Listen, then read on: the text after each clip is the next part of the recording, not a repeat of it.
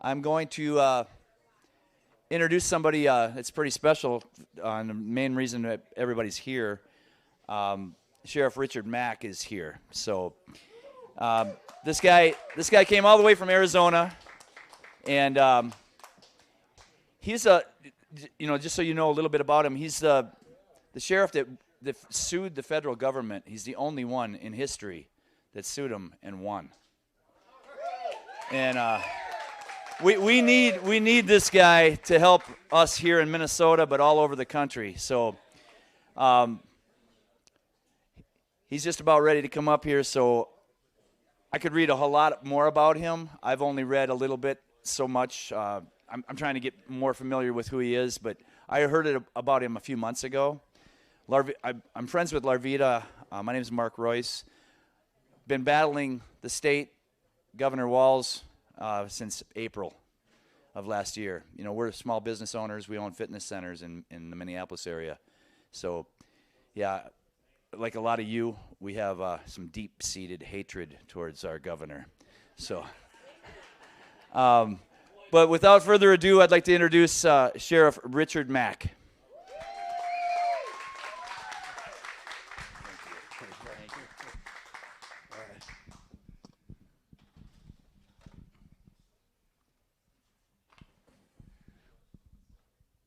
Good to be here. For this Arizona boy, it's a little bit nippy. Who said nippy? That's it, nippy. How are we doing? You mean I have to stand right here and not be able to move around just so people can see on a screen that they can't see anyway?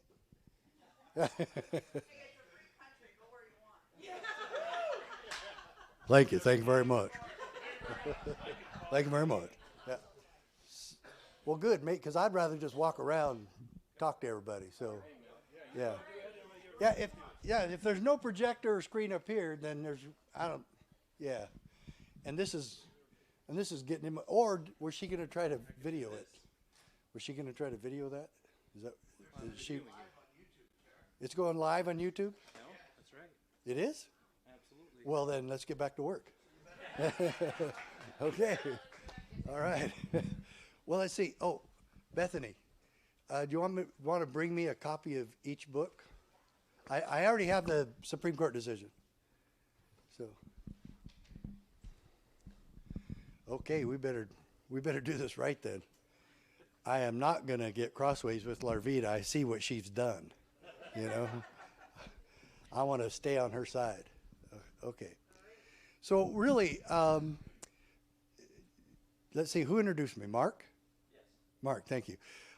Just like Mark said, and I'll reiterate it, the only reason I'm here and the only reason that anybody would ever know anything about me is because when I was sheriff in small county, southeast Arizona, one county away from the border, Graham County, like graham cracker, it's where I grew up. My father served there as an FBI agent. And wait, what? Mic more to my mouth? Do you have a lapel mic? No. Ah, okay. I didn't think so. So, move this over here, I guess. And I'll just leave those there for now, but I'll keep that in my hand. But I did something really crazy. I actually campaigned that we would follow the Constitution when I was sheriff. And then I guess you kind of got to know this story because it was such a miracle that I ever was elected in the first place. You see, I went up to Utah and graduated from BYU, and then I hired on as a part-time meter maid with the Provo Police Department while I was working my way through college. I know that's unheard of these days. You know, you don't work your way through college anymore. You just get a free loan from the government or hope that they never make you pay it back, like Biden's talking about now. But I wasn't in debt when I graduated from college, not at all. And so I hired on there, and I tried to get in the FBI because that's what my dad was, but that didn't work out for me, and thank goodness for that. I could see the Lord's hand in that now. And I I stayed on with Provo Police, and I stayed there 11 years. And then another crazy thing happened. My wife's mother called. And let me tell you, sometimes she could be the most annoying mother-in-law in the world. She never takes no for an answer. And even my wife admits that, okay? And so she's telling me to quit Provo Police after 11 years, move home to Arizona and run for sheriff, because if I don't, they're going to have a corrupt sheriff, and they really need me to come there and save the county that both my wife and I are from. And so I told her it's not going to happen. Nobody wants to do that. My kids don't want to do it. My wife doesn't want to do it. Nobody wants to do that. And yes, it's where we grew up, but I'm climbing the ladder at Provo PD very quickly, and I'm loving what I'm doing. And there are a few problems, though, that I had there, because sometimes the police department just did things by the numbers instead of by the Constitution. And one day it just really hit me that it was all backwards. And so right after my undercover assignment, and by the way, if any of you want to look up my undercover photo, just Google Sheriff Mack undercover photo. And if you see a guy that totally does not look like me with an afro and a beard, that's me. Okay? All right. So right after that, I'm back on patrol, and I'm in uniform, and then I'm in a marked car, and I'm writing tickets, because that's what cops do. That's what I was taught. And the best cops are what? The ones who make the most DUI arrests, the ones who make the most, write the most tickets, kick in the most doors, and then don't get in trouble. You know, no lawsuits, no beating people up and stuff like that. No lawsuits. So I never hit anybody. I never beat anybody up. And I was still the highest in arrests and tickets. And, you know, I used to be a real good athlete, and I was never used to play in second string. And I didn't want to be a second string cop. So I wrote the most tickets. And so I'm at 600 South, 300 West, and right next to Franklin Elementary School. And it was evening in the fall. It was a very beautiful day. And I'm just making a few notes on my daily activity report. And I'm at a four-way stop sign, a four-way intersection. And I'm just south of the intersection facing north. And all of a sudden, a lady runs a stop sign right in front of me. And I'm the only living thing within 150 feet of the intersection, and she doesn't see me? I'm right there, plain sight, marked car. So I could tell real quickly what happened. She's so preoccupied with 5 or 6 kids in her car that are just really acting up. And I mean, inside that car, it looks like the Tasmanian devil. It's just all over the place. And she looks up, and she's noticing herself already halfway through the intersection. She's looking around and go, oh no, no. And she sees me, and she just throws her arms up in the air as if to say, what else could go wrong today? Now, this lady was poor. You could tell by the car she was driving and how her kids were dressed. It was a Datsun compact station wagon with a bunch of primer gray showing through and bald tires, and it wasn't worth $250. And so I went right up to her car, and she already has her driver's license and registration out the window. And she never said a word. She knew I was going to ask for that. She asked for that, and I go, oh, good, this one's going to be easy. She's not crying. She's not trying to beg for leniency or anything like that.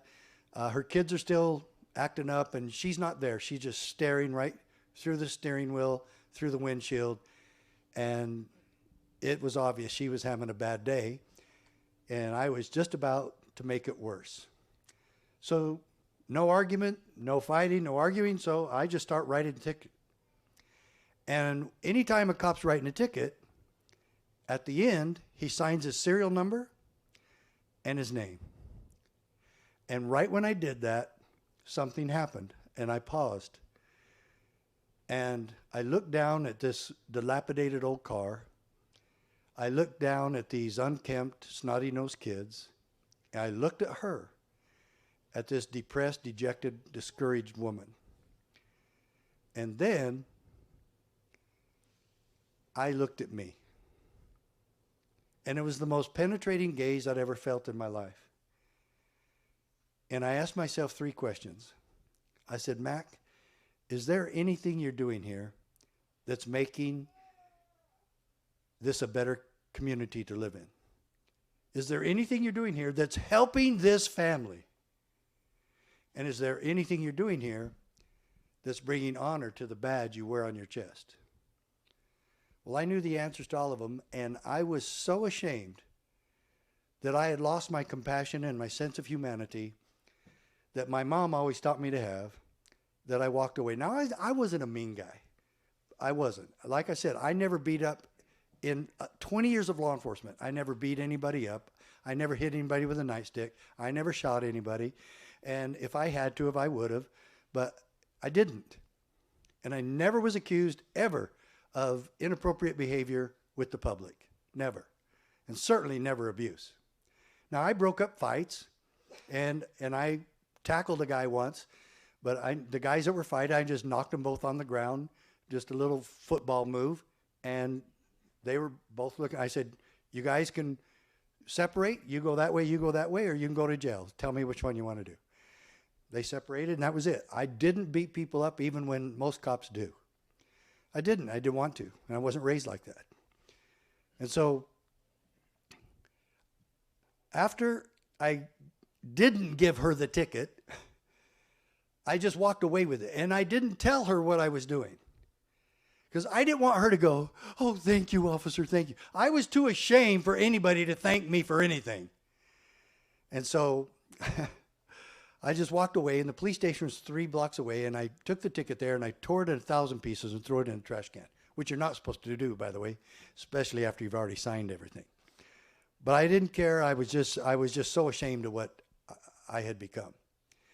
And so I finished my shift that night and got off at 11 o'clock. It was swing shift. And I was just wondering why I was a cop. And so I came to the conclusion that I had to find out what government was for. Why are we doing this? Why are we treating people like this? And I wanted to know why we had any government and why we had police and what it's all for. So I promised myself I was going to find out. So the next day at briefing, I came in early, and I was walking around the police station. I wanted to find some answers. So I was walking in the briefing room, and I worked in the place where all the legal books were, and I was going through those and just looking around. I said, this isn't it. And so I kept walking around the police station, and I ended up in the city side where all the city offices were. And I walked into the city clerk's office, and I just stood there. And the city clerk goes, Officer Mack, can I help you? And I don't know why I said this. To this day, I don't know why I said this, because it was never a topic of conversation. And I said, when I took my job, did I swear an oath? And she goes, yeah, you did. You signed it. And I go, I signed it? I didn't even remember doing it. So she made me a copy, and she gave it to me, and I looked at it, and I did. I signed it. It was March of 1979.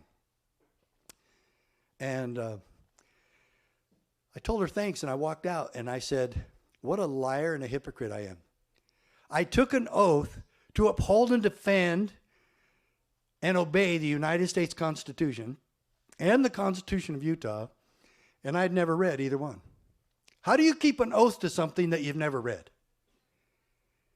And I took the oath just because it was a little ceremony, and I just wanted my job and my paycheck, and that's it. That was the only reason I took that oath. So I'm taking off my Sam Brown utility belt, and I'm taking off my badge, and I'm quitting. I said, there's no way I'm keeping a job that forces me to be a liar and a hypocrite. Huh. Obviously, Washington, D.C. doesn't have that standard or value. But I did. And that's the way my mom brought me up, and my dad, but he wasn't home very often. My mom mostly raised us. And so then I'm going into the lobby right before you go into the police station. Right there is the chief's office, and I'm going to turn in my badge. I'm leaving right then.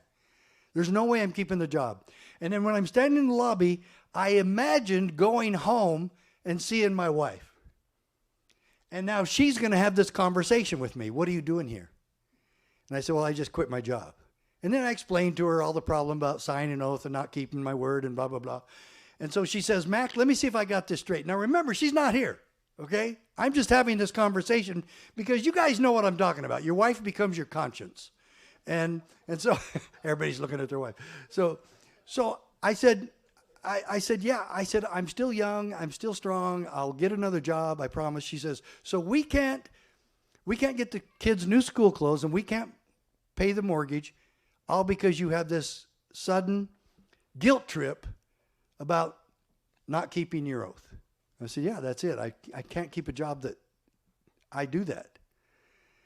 And she goes, let me ask you a question. Could you just consider one thing for me? I said, oh, yeah, anything.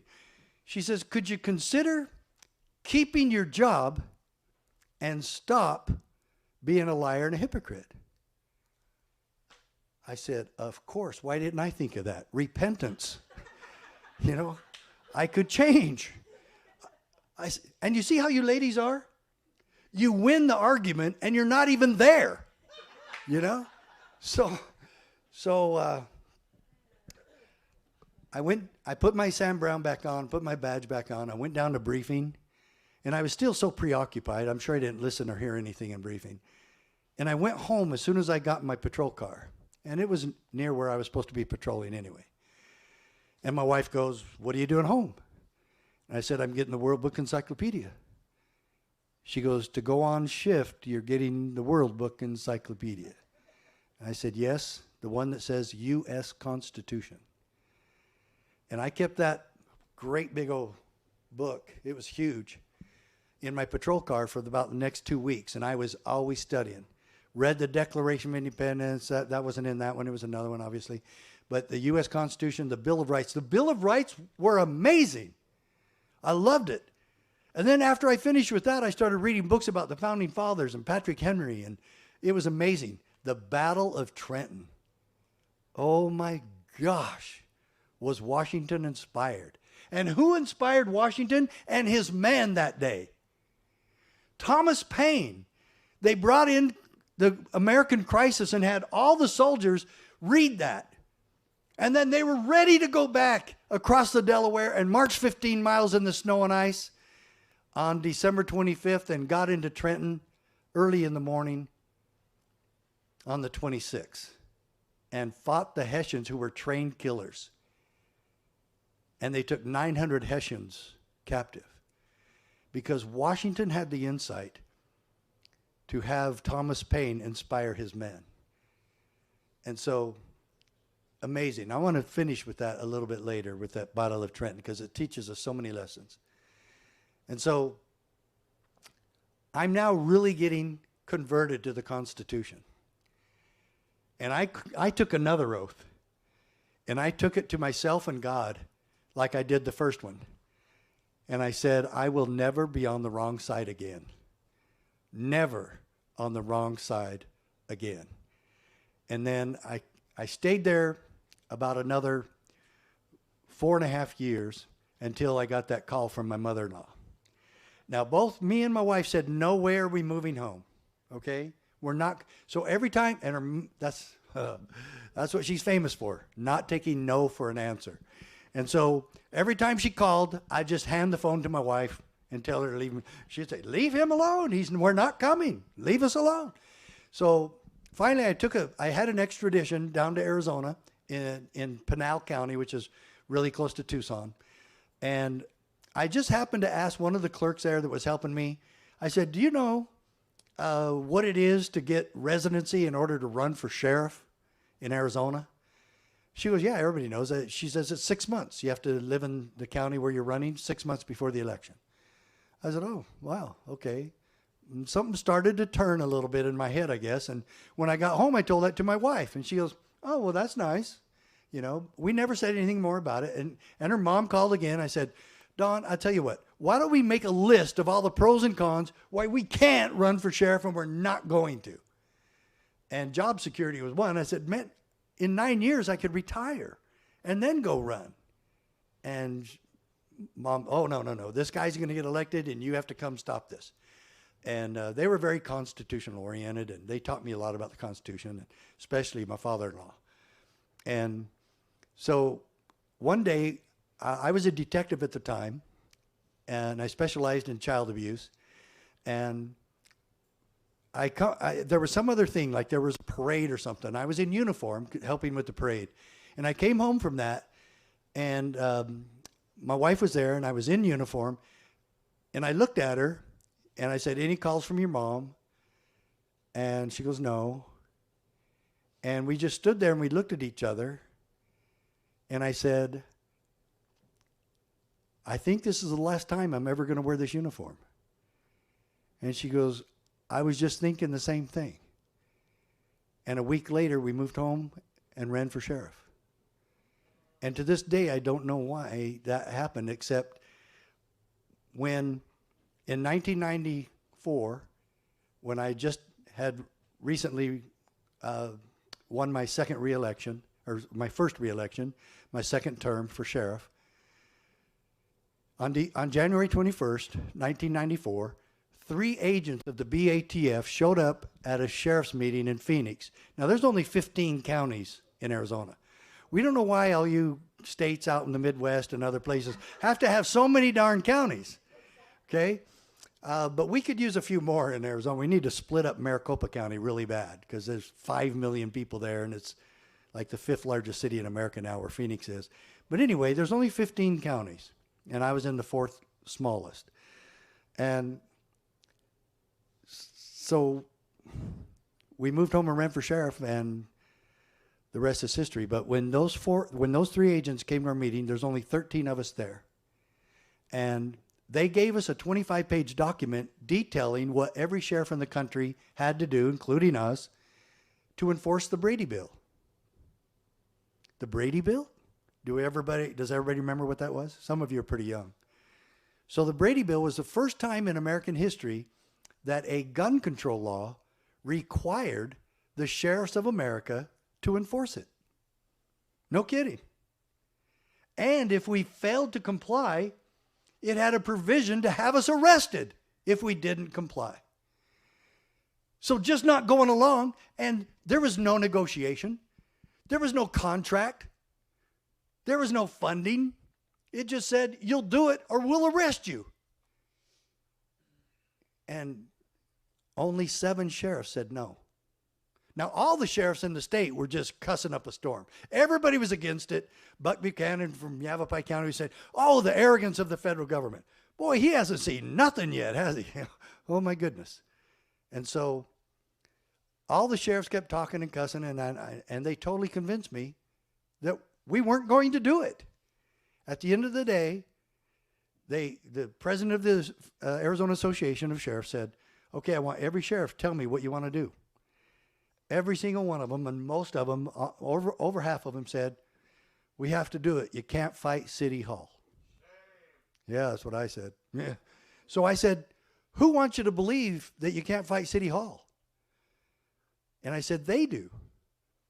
I said, you're going to go along with an unconstitutional, ridiculous mandate just because you can't fight City Hall? And I said, I told every sheriff right then, I don't know what I'm going to do, but I know I'm not going to do it. I'm not doing it. And they all looked at me. I was the youngest sheriff in the state at the time, and they were like, oh, yeah, sure, kid, you know. But I wasn't. I wasn't going to do it. There's no way I was going to do it. But then what if they try to come and arrest me for failure to comply? $10,000 fine or a year in jail or both. It's right in there.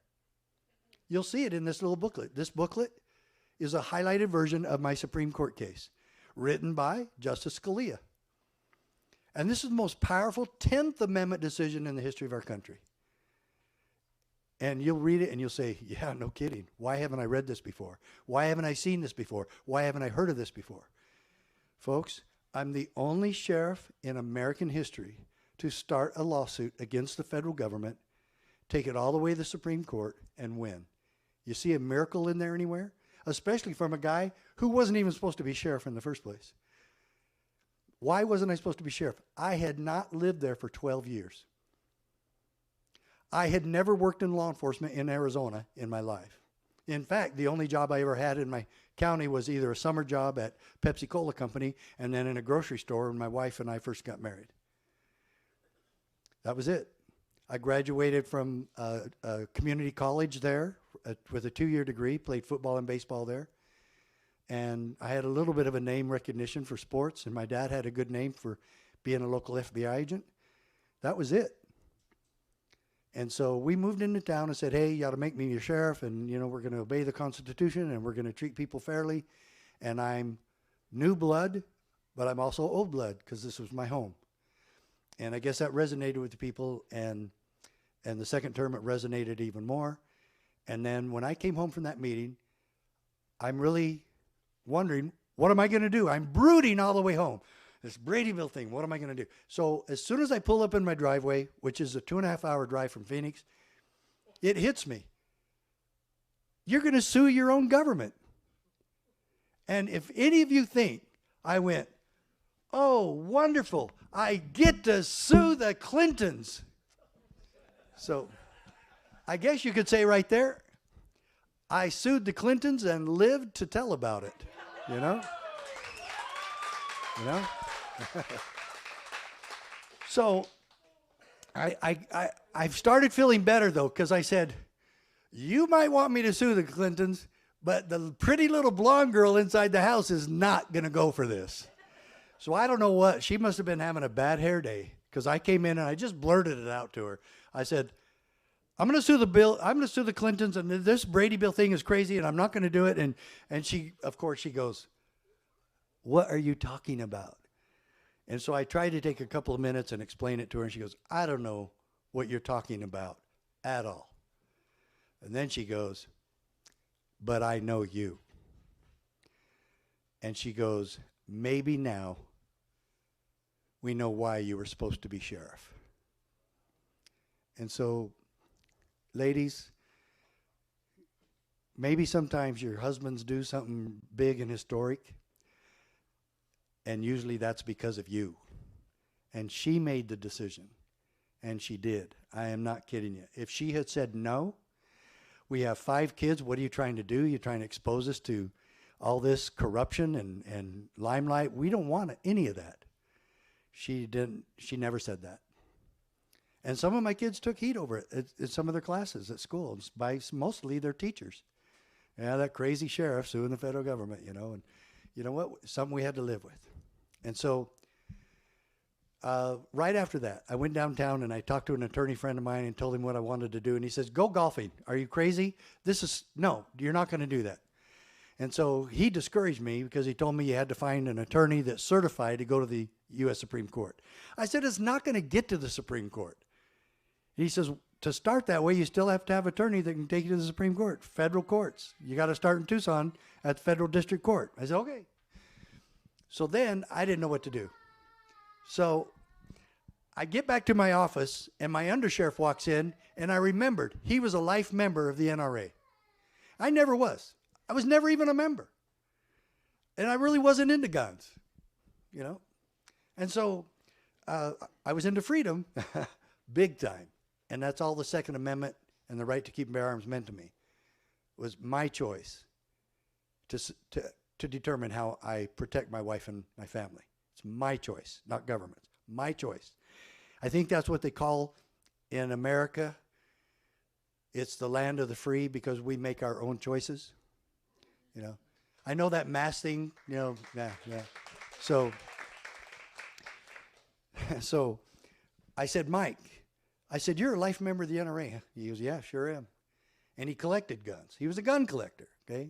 And I'd always ask him how many he had. He would never say. But I think it was 65. But anyway, I said, do they have a toll-free number where you can call and get advice? Because I told him I really need advice about what I was doing. He goes, well, here's their toll-free number. I don't know what you're going to get. I've never called it.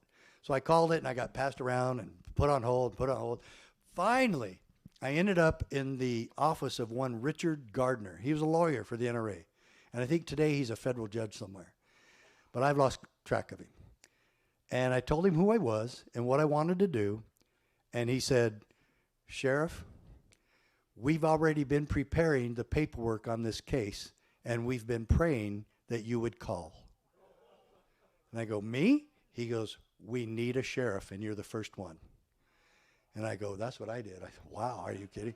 So I said, well, great. We're going to finally prove to the entire country once and for all the Second Amendment means what it says, and the Founding Fathers knew what they were talking about. He goes, calm down, Sheriff. We're not even suing on the Second Amendment. And I go, even I know that's what the NRA does. You're Second Amendment people. He goes, we have no standing, and neither do you, on the Second Amendment. Because law enforcement was exempt from the Brady Bill backgrounds. And I said, so what paperwork are you preparing? He said, 10th Amendment. And I said, states' rights? He said, exactly. He said, the federal government has no authority to tell you to do anything. And I go, even better. I like that 10th Amendment. So, sure enough, and then I told him, I said, look, I really appreciate, I thought I was going to offend him and they were going to kick me loose, you know. And I said, look, I really appreciate you guys volunteering to pay for this whole thing because I don't have the money. And I said, but I got to have my own lawyer on this. It just can't be the NRA case and then I do what you guys say because you're paying for everything. And he said, that's fine. We'll work with your lawyer. Oh my gosh, this thing keeps getting better. And I said, well, can you recommend one out here in Arizona? You know, one that knows the Constitution and the Second Amendment? He goes, we sure can because he used to work for us and his name's Dave Hardy and he lives in Tucson. And I said, great. So I called Hardy that very day, retained him as my personal attorney on this. And to make a long story short, we lost it. All the sheriffs that joined the case, which was seven, the magnificent seven from across America. And get this, only one from Texas. No, one out of 254 sheriffs of Texas. One, J.R. Coog from Valverde County. God rest his soul. He's the only one that has passed away that I think of. I haven't heard from everybody recently, but I'm pretty sure everybody else is still alive.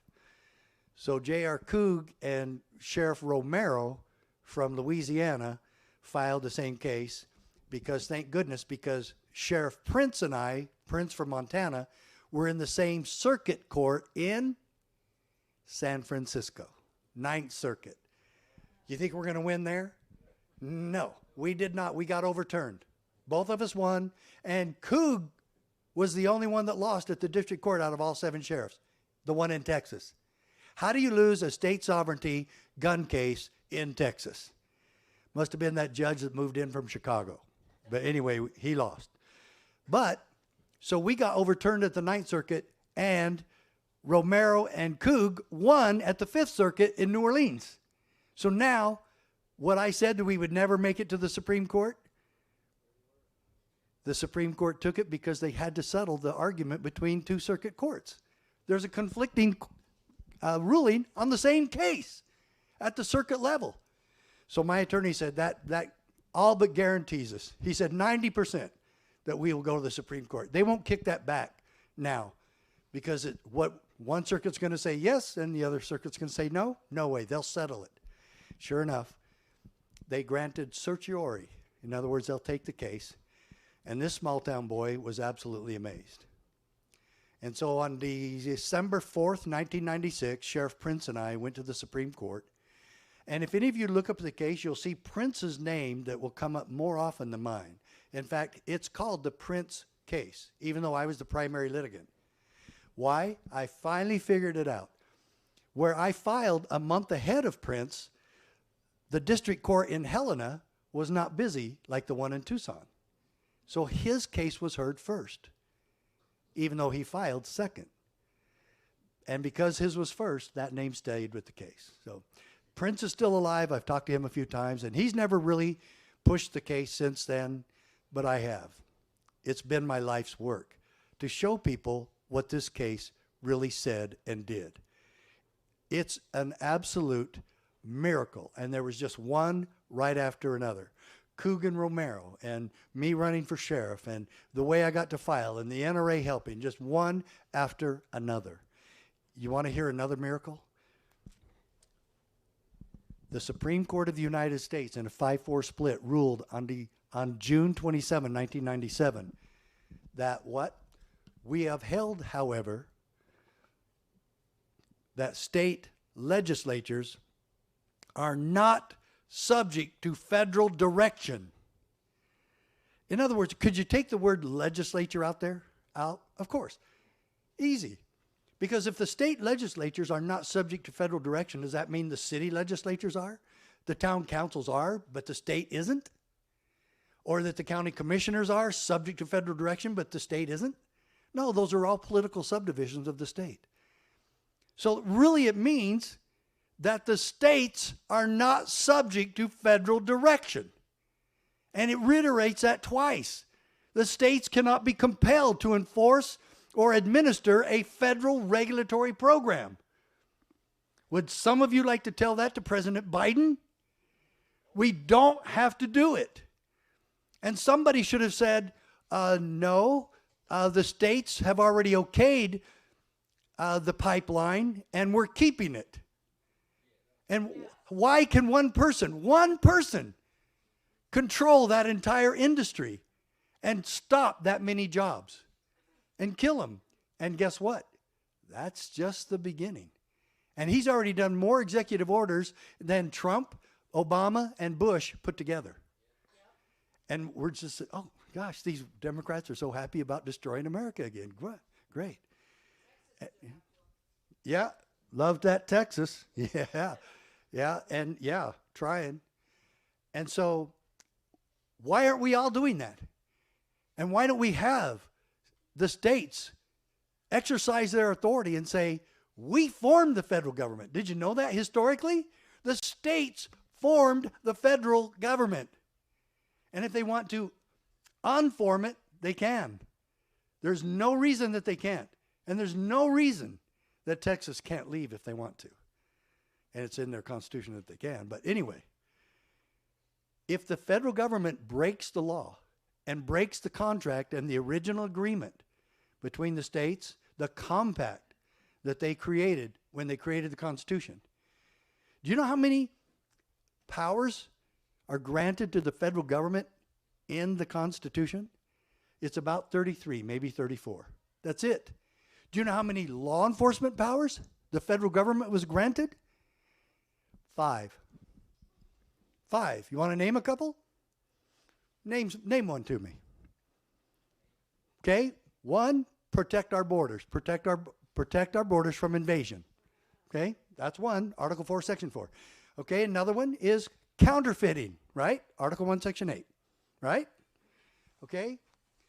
And then piracies committed on the high seas. Those are felonies that are federal because no states go out there, so that territory is controlled by the federal government.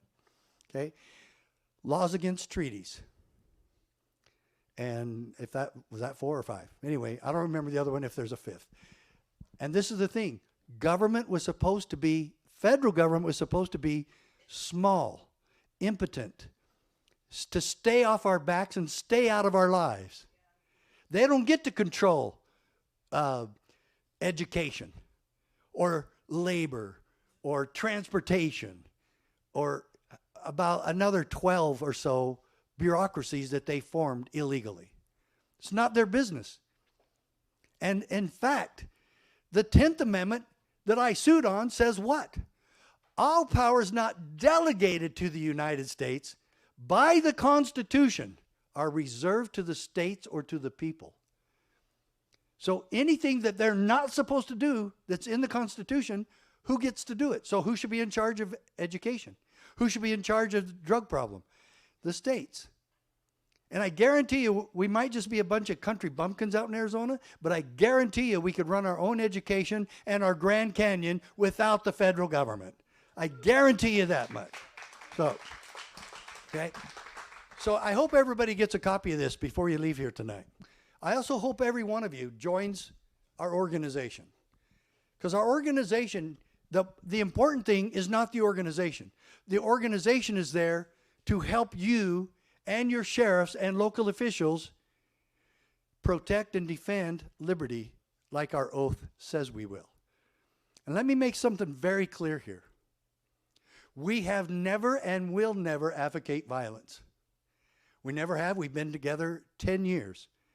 I never committed an act of violence in my entire career. Not one. I can make one little exception there. When we were in a police basketball tournament, a guy started beating up on one of our other officers in the game, and I went over to break it up, and one of their guys came up behind me and sucker punched me in the eye, and I turned and decked him, and then I went on to stop the fight. But it was just an immediate reaction for me getting a sucker punch, and I got a black eye and bleeding eye and stuff. But anyway, that's the only time. But it was another cop, and it was total self-defense. So I said, the only person I've ever hit in 20 years was another cop. Okay?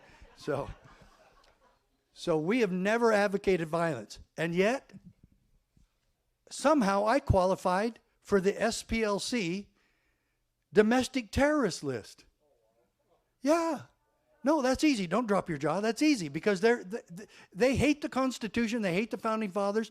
They really are prejudiced against anybody who believes in the Constitution. And they'll go after you.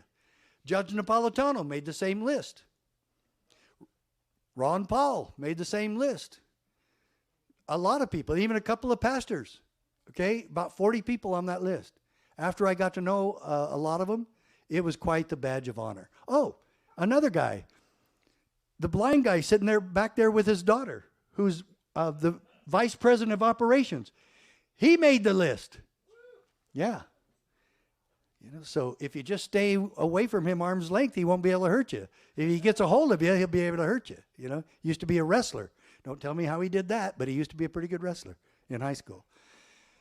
Folks, these people are so out of control that when I put it out on the 6th of January for nobody to go to Washington, which I did not do myself, obviously, and then I put out another one, a press release, for nobody, and I meant everybody, not people just associated with me or our list, nobody go to any rally or protest on January 20th. And I will tell you, and I don't care who, I've already told this to several newspapers. In fact, a German newspaper interviewed me about 2 weeks ago and asked me about our supposed involvement with the January 20th and January 6th. And I told him that, and I even read him and gave him a copy of my press releases, that we wanted nothing to do with either day.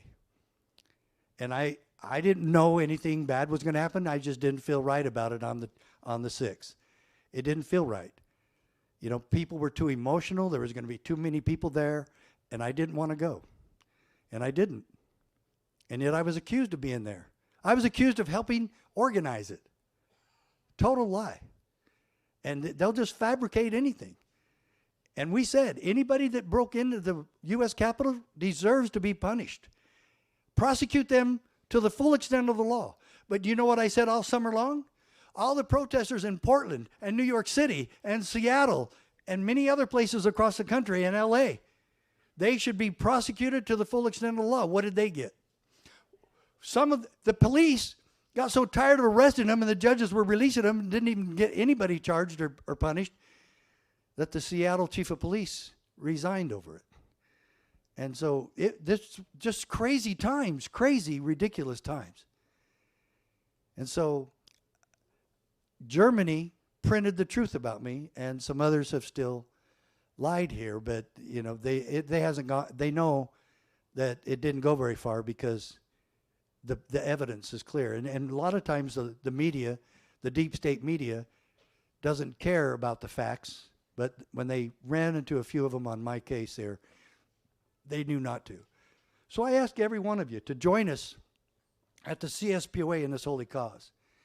Because why should people be involved in the Constitutional Sheriffs and Peace Officers Association? Do you want to know why? Because you want to protect the God-given rights that we were blessed with, and these people report to you. Do you know that your sheriff is his only supervisor is we the people? And that's what makes us a constitutional republic, because we choose our representatives.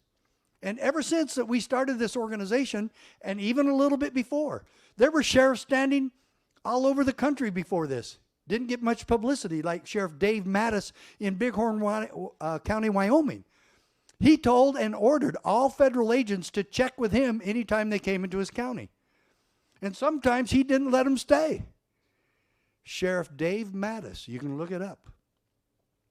And then 3 other sheriffs were listed in Range magazine in 2003, how they revoked the law enforcement authority of BLM agents. What does BLM mean this time? Bureau of Land Management. Thank you. Got to keep those 2 straight now. So these 3 sheriffs, one in San Bernardino, California, Gary Amon, revoked in his entire county the law enforcement authority of the BLM agents. And then another sheriff in Owe County, Idaho, and another one in Eureka, Nevada. All did that in 2003. You know? And so sheriff standing. Well, guess what then? One state, Connecticut, voted the office of sheriff out of existence. And there are no sheriffs in Alaska or Hawaii, just a police state. Oh, I mean the state police. And then there's a lot of other states. Well, not a lot, but there's Massachusetts, Delaware, Connecticut. Well, not Connecticut now because they're all gone. Rhode Island, Delaware, Massachusetts, and Pennsylvania that have relegated the sheriffs to paper servers and jailers running the jail, local jail. It's ridiculous. And some places now, even Missouri, in St. Charles, Missouri, they now appoint the sheriff. And they're trying to make that more common because they don't trust the people to make the decisions. And they don't want an independent sheriff that answers to you. So you got to be watching for that. You'll hear about that coming up again. And so your sheriff works for you. What's the first thing? You have to know what he's supposed to be doing. And if Biden starts the gun confiscation that he's promised in his campaign, what's your sheriff going to do about it? And if he says, well, I'm not going to participate in that, then you want to ask him one follow-up question, don't you? Will you stop others from doing it? And you want to ask him, will you enforce the mask executive orders? They're not laws. Whoever's telling you those are laws is lying. It's not a law. Has your state legislature passed that? No. So it's not a law because only legislature. If you read the first sentence after the preamble, so the very first sentence in the U.S. Constitution that all of your public officials here have sworn to uphold and defend, what does it say? All legislative, how much? All, 100%, all legislative powers are vested in a Congress. And then it even says specifically, which consists of a House of Representatives, a U.S. Senate. All legislative authority is vested in U.S. Congress. Okay? Does that mean the states can't make law? Of course they can have their own Congress. But it's still the same thing. They're the only ones that can make law. Your governor cannot make law. Okay? And I'm going to tell you this too. Where does freedom and liberty come into play with any emergency?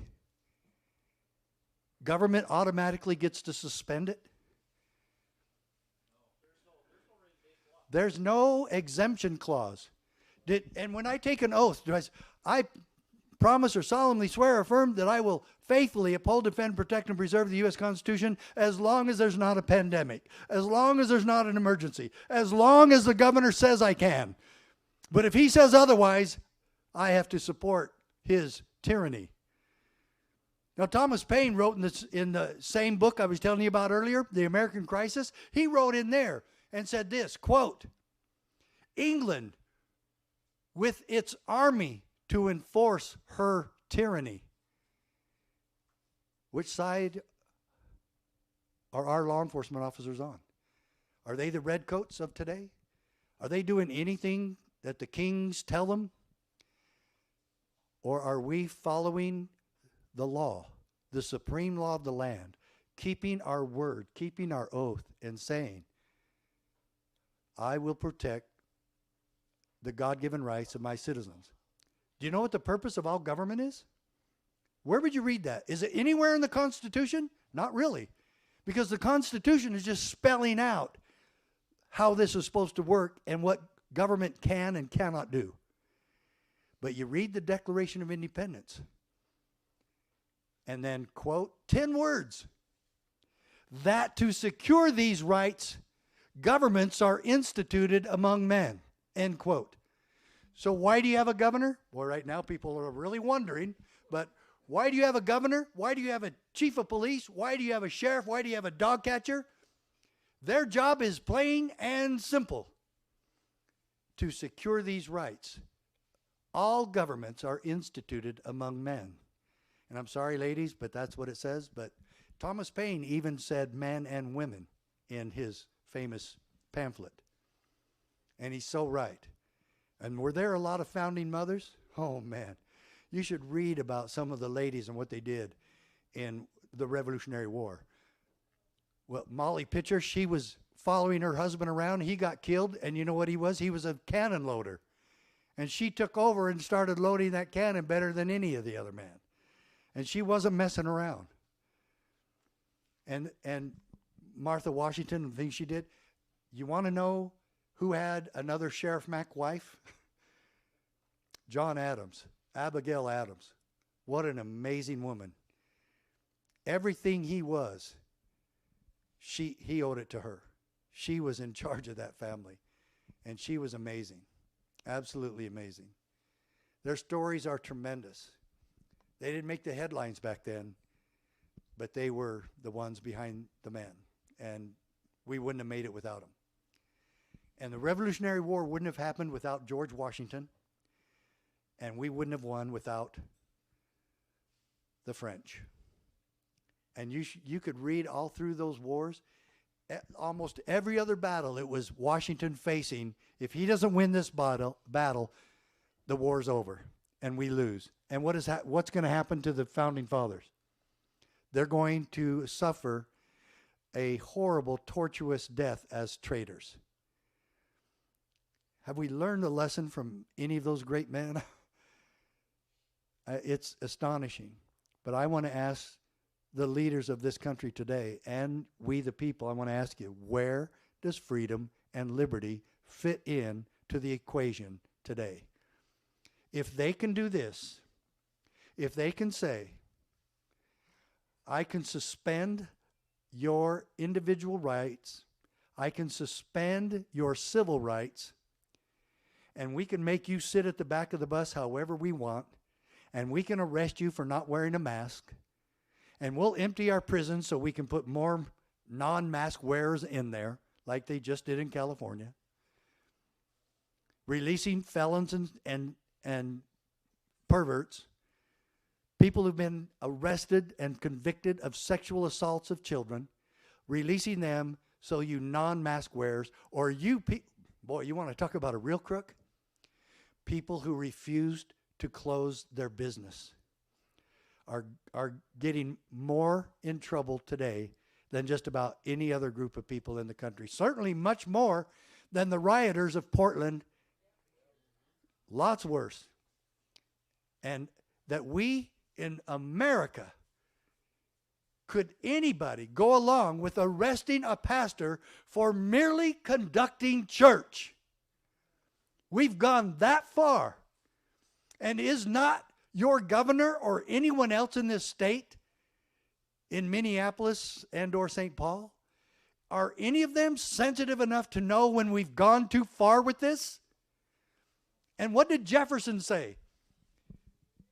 We, the leaders of this country, can reason with the people. We can teach the people. We can persuade the people. But we cannot force the people. And that one quote made me, when I was sheriff, order my deputies not to write a single ticket for not wearing a seatbelt. Oh, Sheriff Mack wants people to die in traffic accidents. No, I don't. And I'll do anything and everything to persuade them and to teach them and to reason with them to use seatbelts. But we were not going to force them. And we weren't going to set up roadblocks like some police agencies do just to cite people for not wearing their seatbelt. If we lived in a free country, that too would be a personal choice. And my dear friends, we've got a lot of work to do. I can't believe that we have people in government that are so willing to enforce tyranny. And I've actually heard sheriffs say it. Well, we have to enforce the law. And I said, which law? Because have you heard of the supreme law of the land called the U.S. Constitution? You don't have a moral compass at all to enforce, know, and understand the Constitution of the United States, but you'll enforce a so-called law that is not a law that the Founding Fathers in the Declaration of Independence called pretend legislation. And it's right in there. Of the 27 reasons why we fought the Revolutionary War, it's one of them that the Parliament and the King passed all these pretend legislation deals. And what have we seen about that in Marbury versus Madison? Anything repugnant to the Constitution. And we also saw the same quote in Miranda versus Arizona. Anything repugnant to the Constitution is null and void on its face and of no force. I have no responsibility to enforce an unconstitutional law. Well, who's to decide what's unconstitutional? Well, how about the person who takes the oath? No one else is responsible for your sheriff keeping his oath except him. So what does that presuppose? He's going to know it, understand it, and learn it. And that's all I am. I'm just Paul Revere here. We've missed a couple of things in law enforcement. One of them is the first thing we did before we took our jobs. We had to swear an oath of allegiance. And I'll bet you a dime to a donut. I've never read your Constitution, but I'll bet you it protects the right to keep and bear arms. And I'll bet you it doesn't give authority to anybody to cancel liberty or to cancel civil rights. Now, can anybody tell me, and this is one of my favorite stories, and she's one of my favorite American heroes. And her name's Rosa Parks. And what's the difference between Rosa Parks and Larvita? What's the difference? Same color. And they both stood against stupid laws.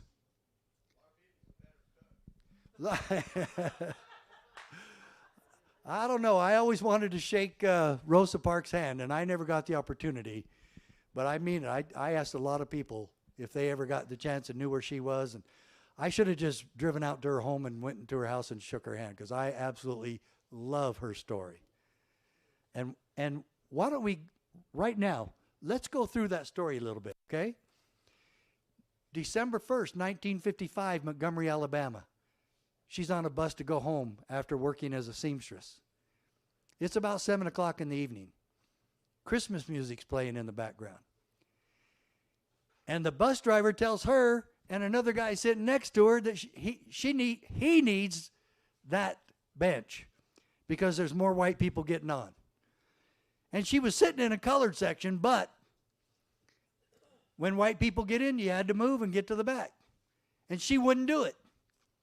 And so the bus driver gets off and gets on the payphone. I guess he forgot his cell phone or something. I don't know. And he gets off and calls on a payphone to the police department. And they told him, just get rid of her, kick her off. And he says, I want backup. I need protection here. He was wondering maybe if they'll start a riot on his bus or something. So the police come there and walk up to her and say, what's the matter? She goes, why can't we be left alone? Anybody else ever feel like that? Why can't we be left alone? Mark, you kind of feel like that, don't you? And I know Larvita does. Why can't we just leave people alone? They're not hurting anybody else. Oh, they're endangering everybody who, they said your mask protects you. At first they said it didn't. Now they said it protects you and the people around you. So what do I need to wear one for? Besides, I've already had COVID anyway. And I had it bad. Really bad. Sam, did I have it really bad? A little bit. I had it bad. What does he know? Yeah, no, I did. I really did, man. Gosh. And I canceled his radio show. Yeah. So anyway, they arrest her. And she was booked into a jail cell just like any other criminal. She was photographed, fingerprinted, and booked into a cell. And a couple hours later, the NAACP bailed her out. Some people say it was staged. I don't care if it was or not. It's an amazing story we should all know and learn from. It's an amazing piece of history. I was 3 years old when it happened. I can't believe that happened in my lifetime in America. But I'm seeing a lot worse today, so why shouldn't I believe it? And so now let me tell you how that should have played out in reality. Anybody who knows me knows I always deal in reality. And this is what really should have happened. The sheriff should have been in dispatch when the call came out that a lady is refusing to give her seat to a white man on the bus. And the bus driver's really upset.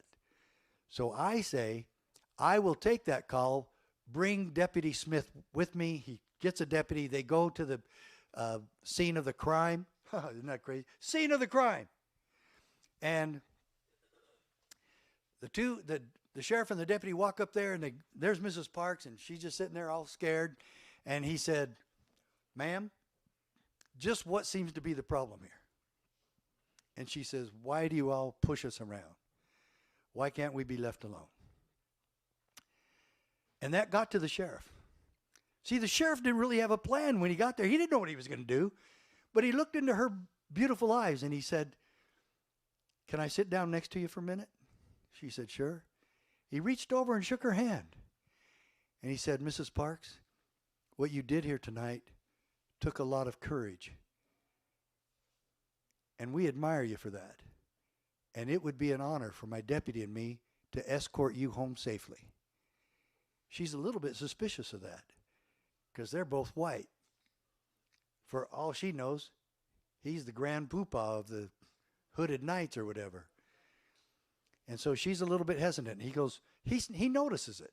He says, well, where do you get off? She said, up there on Elm Street. And I don't know if it was Elm, but anyway, up there on Elm Street. He says, well, that's a very lit area, and you live down in a very populated area. He says, and first, why don't we go into an all-white restaurant and let you get some hamburgers for your family? Because I'll bet your husband's not going to have dinner ready. Why don't you take some hamburgers home? She said, that'd be great. So they go into an all-white restaurant. She now knows the sheriff's for real, doesn't she? Because he's in an all-white restaurant getting her food, and he's telling the people, get her food. And they do. And she walks out of there really proud to be with the sheriff and have dinner in an all-white restaurant that she has for her family. And then what do they run into? An all-white water fountain. And he said, Mrs. Parks, you might as well make it 3 for $3. Have a drink. And that good sheriff is teaching the entire public what we do with stupid laws. You put them in the trash, and you uphold and defend the principles that made America great. Your sheriff should do likewise. And I don't care where you live. Your sheriff should do likewise. Your sheriff promised you in God's name that he would uphold, defend, and protect your constitutional rights as detailed in the Bill of Rights. And if we just enforce the 28 principles that are in the Bill of Rights. Now, did I say 28? There's only 10 amendments. Well, yeah, there's only 10 amendments. But there's 5 principles just in the first one, isn't there? Can you name all of those? Okay, real easy, huh? Freedom of religion, freedom of speech, freedom of the press, the right to peaceably assemble. And boy, has that been. And the right to petition the government for a redress of grievances. In the second, there's only one. The right to keep and bear arms. And I don't know, maybe they need to look up the word infringed. They probably need to study that word. Because it means you can't even touch it. And that's another thing about the Bill of Rights. Do you know that the original Constitution didn't have a Bill of Rights? 2 years later, they added this. And one of the radicals, you know, those right-wing extremists like Patrick Henry and Samuel Adams and a couple others, John Hancock, went to Madison and said, we made a mistake in the Constitution. Madison got mad and said, are you guys crazy? That was the best document in the world. He said, they told him, it doesn't have a Declaration of Rights, you know, like the Magna Carta. He goes, oh, you guys are right. We got so carried away, we forgot the Declaration of Rights. That's nothing new for England, folks. And so they came up with the Declaration of Rights. You know how many they came up with? 189. Folks, if we were to sit together right now and come up with All the rights that government could never touch. A list of untouchables that you can't even think or consider legislating against. You can't touch these. How many would we come up with? Would we match that 889? Well, then they saw all the duplicity and they dwindled them down to 12. And you know what happened next? The states ratified 10. The states did. The one with the real power ratified the Bill of Rights. Number 3 only has one. No quartering of troops in our homes. That was big as a result of the Revolutionary War, where the King George III would just tell redcoats to move into people's homes.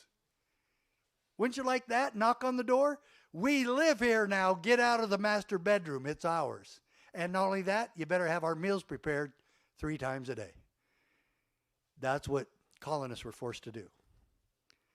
And so the 4th has about 4. The 5th has about 4. The 6th has about 7.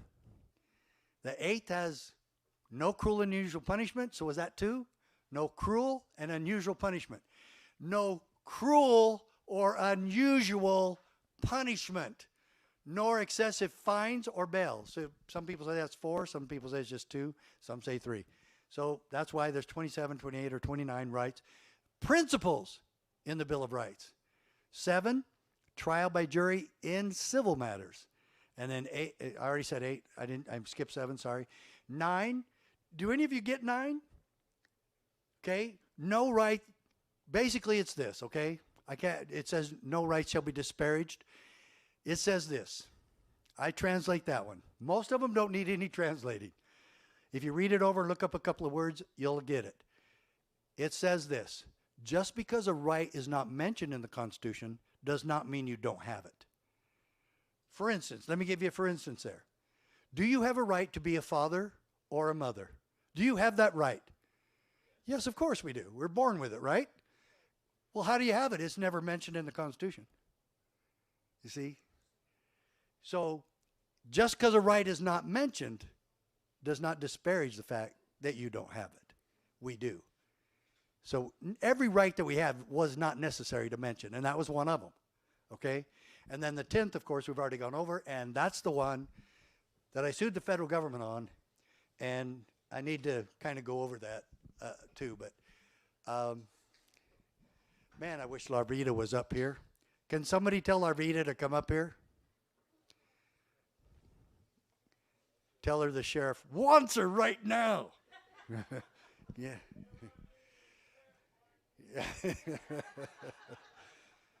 Yeah. And hopefully when I leave, your sheriff will take over, you know. So anyway, folks, I want to introduce the Rosa Parks, the modern day Rosa Parks. And I've called a bunch of, did you see Shelley Luther in Texas when she kept her beauty salon open? And she got arrested, got 7 days in jail by a black judge who forgot about the real Rosa Parks and put the new Rosa Parks, Shelley Luther, in jail for 7 days. And then the attorney general got her out after like 2 or 3 days. And then she ran for office and barely lost. Man, I hope Larvita wins when she runs. She said she didn't want to run. Where's Larvita? Okay, everybody, let's go in the kitchen and find Larvita. Okay? Okay, good. All right, well, I guess I have time for my, oh, there you are. I was about ready to tell my other joke.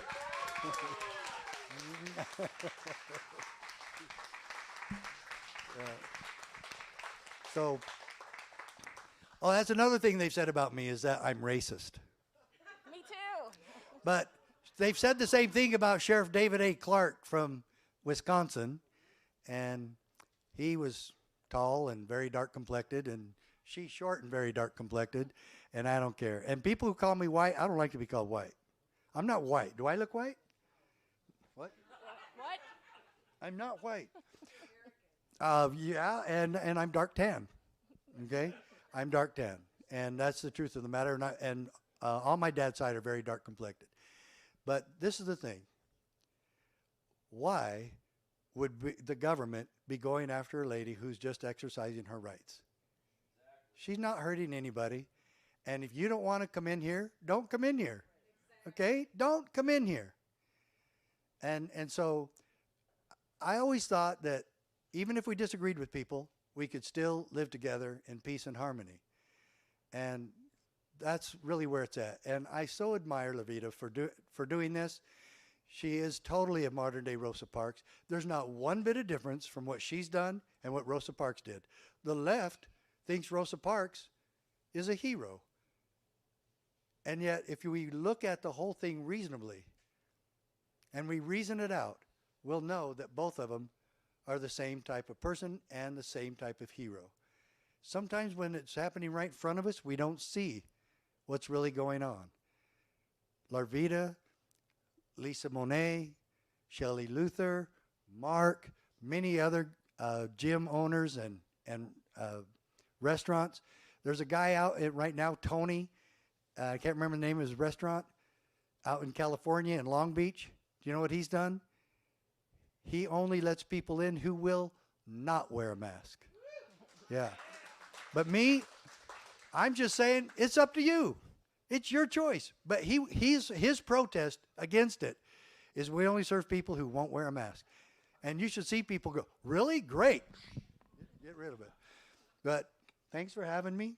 Thanks for coming. Thanks for what you've done. And we need to stand behind her. Tonight, we hope, is a good fundraiser for her. CSPOA already donated to her several weeks ago. And we want to do it again. And whatever you can do for her, absolutely do it. This has all hurt her. We need to have a fundraiser for Mark. He's been hurt. There's so many people.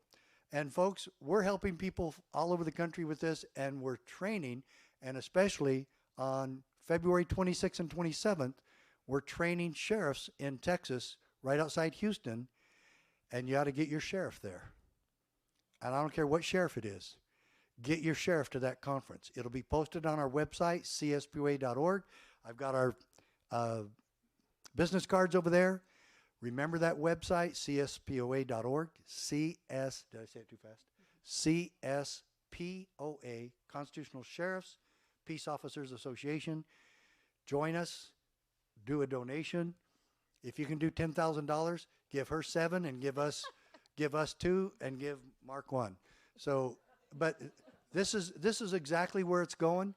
If we don't stay funded, our work stops. And we don't have any funding except for what people do all across the country. And I love you. I love America. I love my good wife. I love my children and my grandchildren with all my heart. And there's my motivation for being here today. And I love the good people, Americans, all of us, no matter what color, what religion, or for no religion at all. I love the people who stand for what's right and stand for freedom and the principles that our country was founded upon.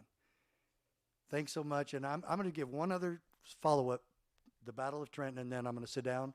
But I wanted you to see, I know most of you know her, but I had to honor her for the wonderful mother and great American that she is. And I guess we're going to have to get out one of our plaques and trophies, the Rosa Parks Award. Yeah. Thanks, Rudy. You want to say? I just want to tell a little story because this guy right here is amazing. All I did was pick up the phone and I called because I didn't really know who else to call.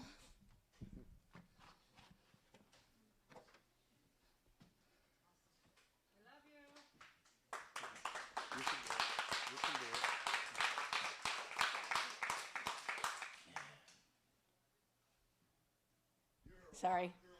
It was one of those days where everything was just going wrong, and I just said, I've heard about him, but I didn't think he would pick up the phone. I didn't think, he would actually answer. And it was late at night, and I was just like, what am I going to do? Why can't I have a sheriff like him? And I said, something just said, call him. And I'm like, he's not going to answer. And so I called. Another miracle. Yeah.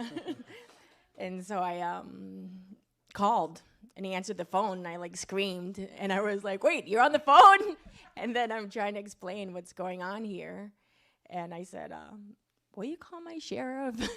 And he said yes. And then it turned into this big thing. And it was just, that's how much of a great person he is, that he didn't know me from Adam. He didn't know me from anyone. And just like everyone out here, how thankful I am that you guys are here, because none of us knew each other before this. And just knowing and having the support of all of you guys, and knowing that I didn't know that I could just reach out. Sometimes I go into my own head and just think I'm doing it all by myself. But then when I look out here and realize that all of you guys are standing with me and that you came all this way, just means the world to me. And I just want to say thank you so much. And that he called me out of the kitchen when I'm looking a mess. That is horrible. Well, Sam and his daughter will clean up everything. Yeah. Sit down, Sam. Oh, good. Okay, Sam wants to say something. Okay. Well, I only have two other things to say. First of all, those of you who have a copy of this book, if you go back towards, I can't remember the exact page. Oh, it talks about the supremacy clause. Yay. Talks about how the EPA was unconstitutional. Okay, on page 13, there's a heading that says, "The Constitution protects us." And it starts this way, and Scalia is quoting another judge from the past. "But the Constitution protects us from our own best intentions." What? True story. Wouldn't you love people to know and understand that? Wouldn't you love people to enforce this Supreme Court decision, which all cops say they have to do or are supposed to do? But the Constitution protects us from our own best intentions, Governor. And then he goes on. He makes it even more powerful. It divides power among sovereigns and among branches of government precisely so that we may resist the temptation to concentrate power in one location, Governor, as an expedient solution to the crisis of the day. The solution, the expedient solution to the crisis of the day. That we're all going to be forced to take a vaccination on a supposed disease or virus that has a mortality rate of about 0.08. That means 99 point whatever you want to make after that, but it's well over 99% of the people who get it don't die. But we're going to force everybody to get a vaccination to that virus. When over 99% of us will never die. And it just keeps getting stupider and crazier all the time. But let me tell you something else that happened in this case. When I was testifying in the first trial, and we did not testify after that, the plaintiff testifies at the district court only. That's it. The rest is just finagling. Okay, I certainly didn't testify at the Supreme Court. Okay, there wasn't time, and each side gets 30 minutes. So I'm up on the stand, and the lawyer for the federal government is cross-examining me, and she's really doing a good job, and I'm really starting to get worried where she's taking me. All of a sudden, she stops, and she turns to the judge, and she said, "Well, Your Honor, in the first 4 months of the implementation of the Brady Bill background checks, we've denied 250,000 felons from getting guns in this country." 4 months, 250,000 felons are walking the streets. They all go into a gun shop and sign the little yellow BATF form that, yes, I'm wanted and I am a fugitive from justice. Don't sell me this gun. That's what would have had to have happened, because that's what the form would have to do. That's the only way they could have arrested 250,000 felons, which we know is another statistical fabrication by the federal government. So, okay. So I'm looking at my attorney and I'm wondering why he's not objecting to the attorney for the federal government giving testimony. Because she was ordered to make sure she got that in. But she doesn't have any witnesses, so she can't ask them, so she got to do it herself. My attorney was a shrewd operator, very good attorney. He lets her go on. And he lets the judge handle it. Oh, did he handle it? And he said, "Counselor, do not pretend in this courtroom that somehow your statistical analysis equates to constitutionality." Folks, don't forget that when you're arguing about this. It does not matter how dangerous COVID-19 is. It doesn't matter how effective masks are or are not. It doesn't matter how effective shutdowns are or not. It does not matter because no one in this government has the authority to do any of those things.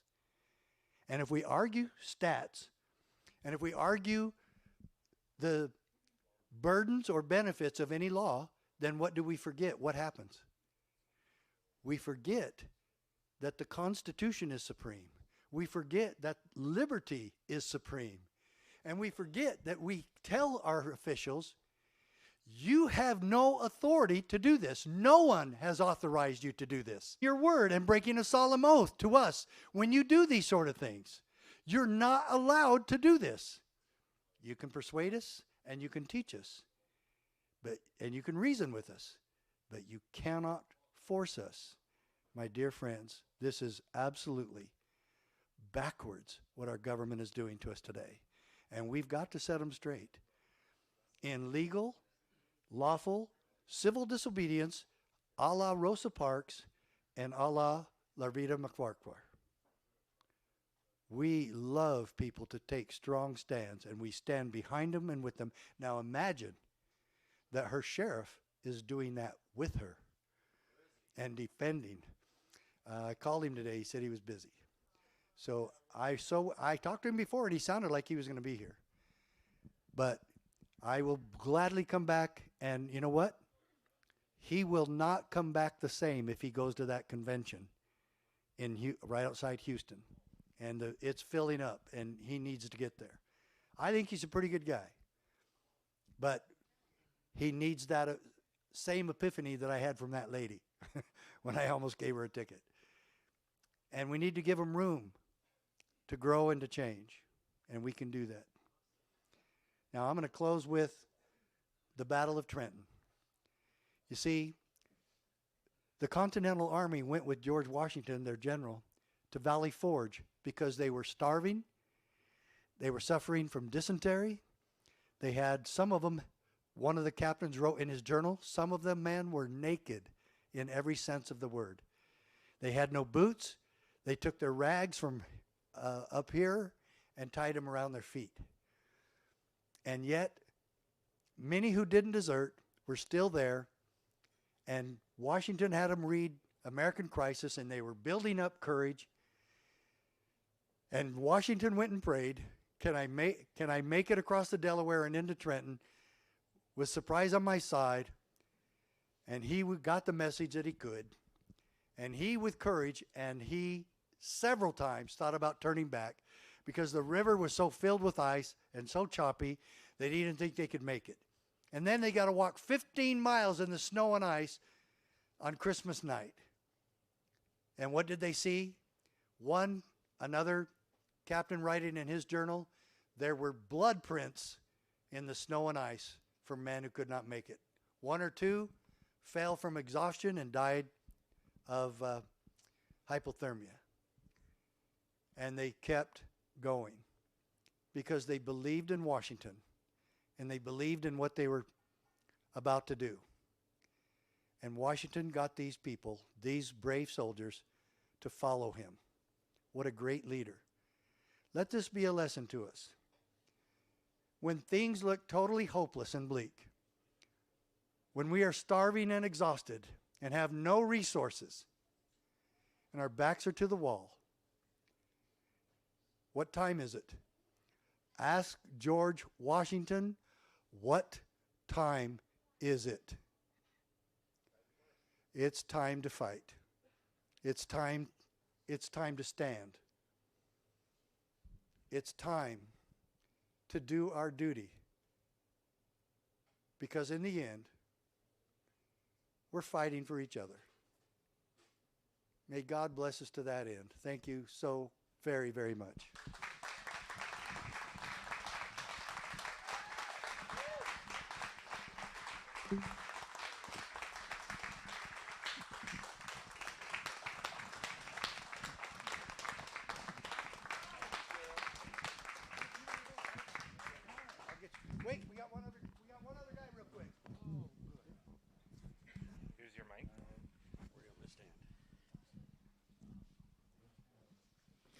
All right, ladies and gentlemen, here's how it's supposed to work. I'm supposed to speak before Richard Mack. I'm supposed to load the bases, right? Anyway, I'm sorry. I just have a couple of things that I really feel compelled by Almighty God to say. And first off, the question that I would have for you is, you know, we talked about Richard Mack's not white, and some people are dark-complected and stuff like that. As a blind person, I just want to know what race rednecks are. Can somebody help me with that? But in all seriousness, Charlie Daniels, the late Charlie Daniels, you know the devil went down to Georgia? He was looking for a soul to steal. Blake Shelton followed up. Do you know what he said? The devil went down to Georgia, but he didn't stick around. This is God's country. All right? And I really want to talk about that for a second, because behind General George Washington at Trenton was a group of people you probably don't know much about, but the guy's name is General John Glover. And he was of the Marblehead Regiment. And the Marblehead guys were guys that were seafaring men. They made their living in the ocean. Huge waves. They make modern reality TV shows about this. Their lives are hardcore and crazy. Okay, I mean, it's rough and very dangerous. I bring this up because these guys in the middle of the night were the ones that got George Washington and all the troops across the rivers. Over and over when George would, run away from a war, some would say? When George Washington was trapped, and the redcoats and they were basically going to say, hey, let's get drunk and hang out with the ladies, and we'll annihilate them in the morning. And they'd get drunk and party, and then they'd wake up, and George would be gone. And that happened over and over and over. George was wise enough to fight, but fight smart, right? And he saved his army over and over and over. But when God told him to move forward on an offensive, he certainly did, and Trenton's a reminder of that.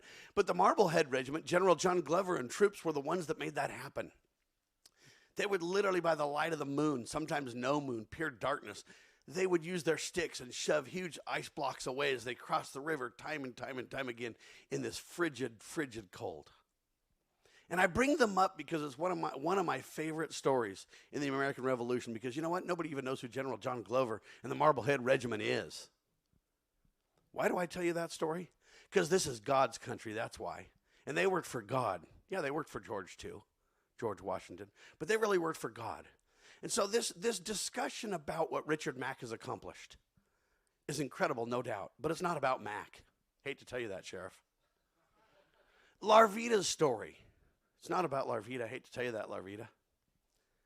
It is about every one of us, though, right? And so the question is, what is your story? So you ever seen the movie Lean on Me? Right? And the kids are singing East Side High, right? And then they're like, hey, take a bow, Mrs. Powers. Right? So we got to tell Larvita to take a bow for her courageousness. Courageous is contagious, right? And I bring that up because Richard Mack wrote a book called Are You a David? And that's really why I wanted to speak. I don't even need to speak, but I want to hammer this home. Are You a David is Richard Mack's latest book. And it's about, what, Sheriff? Many people's stories? It's about many people's stories. And so I just want to ask you, what is your story? My story's not even important. I won't even take the time to tell it to you. But what is important is you find out where you fit in this sacred cause of liberty, to where we've all decided to put our shoulders to the wheel, right? Where do you fit in? You might be a talk show host like me. You might be a sheriff and go to the Supreme Court like Richard Mack. You might be a restaurant owner like Larvita. You might be a Rosa Parks. You might be somebody who's a great writer. You might be somebody who has money that can help. I don't know where you fit, but I would ask you to get on your knees and remember this is God's country, and the devil didn't stick around. And I want you to remember that you have a role to play. The question for you, in James, it says, if you lack wisdom, let him ask of God. And then I want you to get on your knees and find out what you're supposed to do and get up and go to work. And I'm telling you right now, America seems to be in big trouble. But she's been in big trouble before. George ran from battle to battle to battle. He lost way more battles than he won, right? How did he win the war? Because this is God's country. That's how. So I only bring this up to ask you to get on your knees and find out where you stand in this fight. And then I want you to stand. And it doesn't take a heroic act. You don't have to be a rock star. You just have to do your part. And as soon as enough Americans are educated and realize their role, and as soon as they stand up and take their rightful position, we'll be free. Until then, it's going to be a struggle. I warn you to not be too impatient. God has not lost control of his universe, people.